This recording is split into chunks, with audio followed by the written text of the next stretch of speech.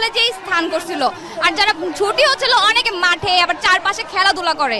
তো ওই টাইমে আমরা দেখলাম কি যুদ্ধ বিমান যেটা আছে ওটা সোজা সে মাঠের মতন ল্যান্ড করতে নিছিল, কিন্তু কোনোভাবে পারেনি দেখে উনি বিল্ডিং এর উপরে ঠাস করে পড়ে একদম বিল্ডিং সহ নিচে পড়ে গেছে বিমানটা।